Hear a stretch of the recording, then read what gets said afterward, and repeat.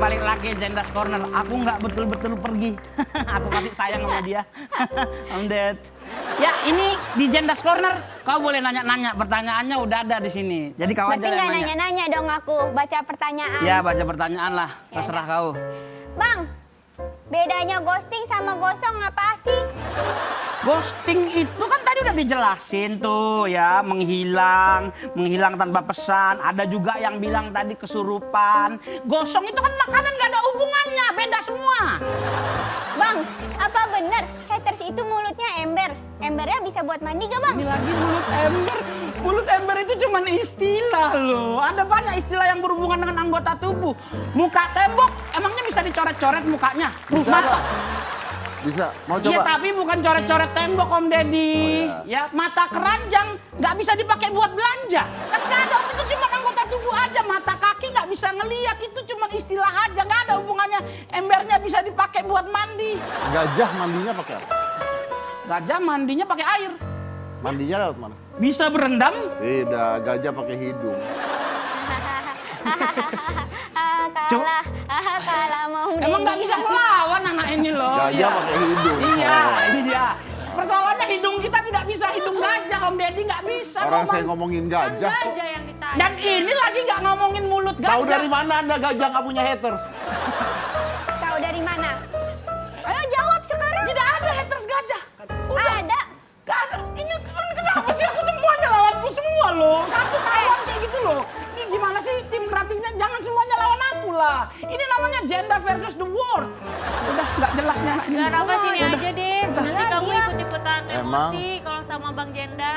Suka marah. Dia tuh ya marah-marah cuman apa tau nggak? Supaya Apa? dapat endorse. Iya. Oh, Terkenalnya gitu. karena itu. Iya. Jadi ya Anda bayangkan ya, dia ini marah-marah supaya dapat endorse. Artinya uang yang dihasilkan dia itu haram. Iya. Marah-marah. Karena lewat marah-marah. Dan dia menghidupi keluarganya. Menghidupi keluarganya dari marah-marah. Aduh. Jadi haters di media sosial apakah dapat menyebabkan orang gangguan mental? Oke, coba kita lihat dulu VT-nya. Media sosial tak dapat dilepaskan dari kehidupan manusia modern. Beragam fasilitas canggih di media sosial memang memudahkan kita dalam berkomunikasi maupun beraktivitas. Meskipun bisa memberikan kesenangan tersendiri, media sosial juga memiliki sisi negatif. Banyak sekali orang merasa bebas untuk mengatakan apapun, mencibir, melecehkan, menghujat, dan bertindak agresif di dunia maya, seolah memberikan kepuasan tidak tertandingi bagi para haters. Terlebih public figure yang selalu menjadi sasaran haters, tentu saja ini bisa membuat dampak yang serius. Nah, apakah haters bisa menyebabkan korban mendapatkan gangguan mental? Bagaimana dengan Anda?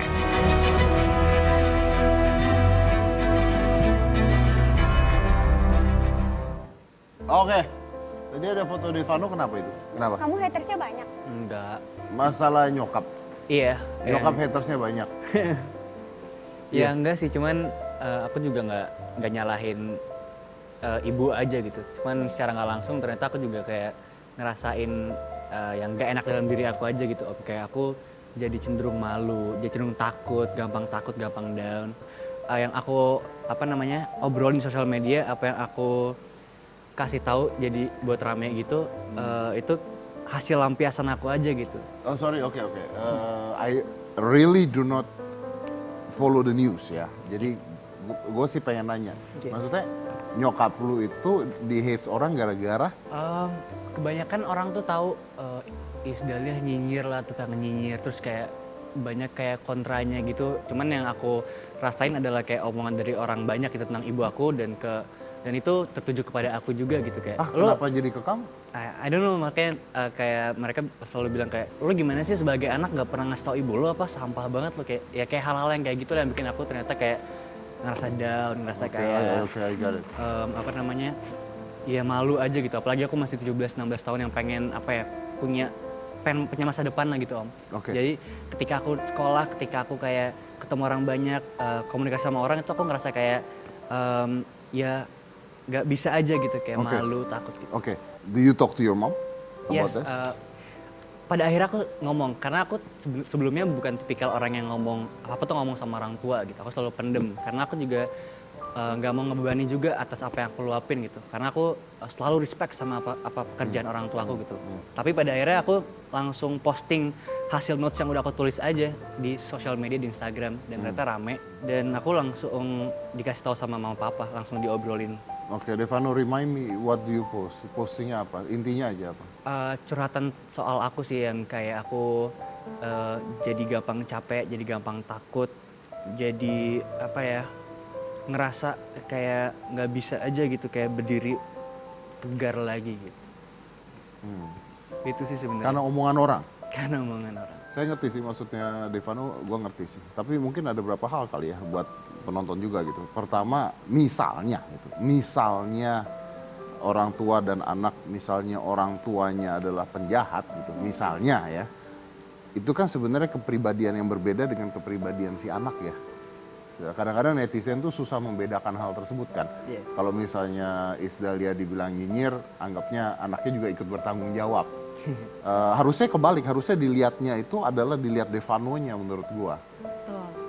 Kalau Devanonya sukses, harusnya dinilainya adalah bisa seperti ini karena orang tuanya seperti apa. Karena tidak mungkin tuh orang tuanya seperti ini gara-gara anaknya mempengaruhi orang tuanya. Jadi ini sebenarnya kebalik, cara berpikir yang kebalik gitu loh. Itu yang pertama. Yang kedua, I think it's become a risk ketika lu memiliki orang tua yang dikenal oleh banyak orang.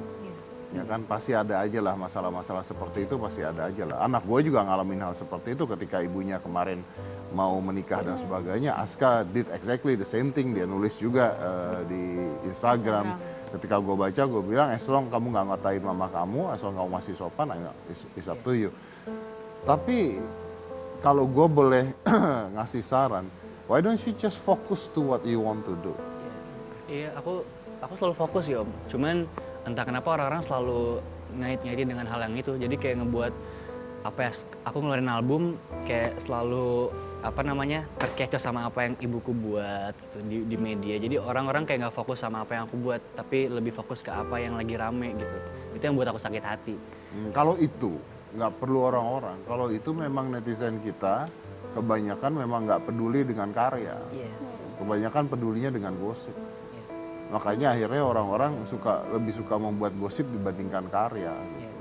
Karena kalau gosip kan ada pro dan kontra. Kalau karya kan ya udah bagus aja gitu. Betul. Kebanyakan. Makanya saya mengalami hal tersebut. Saya punya karya, saya menang dunia loh. Gue juara dunia berkali-kali dan sebagainya. Media nggak ada yang liput. Tapi kalau gosip media ngeliput. Makanya saya menetapkan satu hal. Mau gosip mau karya, saya tidak butuh media. Di media sendiri ya Om. Karena at the end of the day yang diberitakan pasti yang negatif. Iya. Tapi aku mau tanya sama Om Deddy. Buat Om Deddy, seberapa penting sih haters di hidupnya Om Deddy? Haters itu berguna ketika dia mengkritisi ya.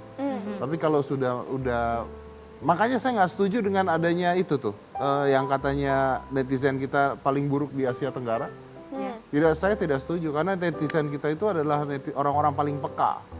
Makanya selalu dimulai dengan sekedar mengingatkan. Tapi sebenarnya gini, saya akan balik kata-kata yang tadi untuk kesimpulannya. Apakah haters bisa menyebabkan gangguan mental? Kita balik. Jangan-jangan haters dimulai dengan memiliki gangguan mental. Kita lanjut lagi setelah satu ini. Dalam Undang-Undang Perlindungan Anak, kategori anak itu sampai 18 tahun ya. Berarti masih Biasanya masuk terakhir. dong. Terakhir, Kamu Ya, marah-marah masih dulu di ya? ambang batas gitu. Kak Seto, ini semuanya sudah dikomunikasikan terlebih dahulu.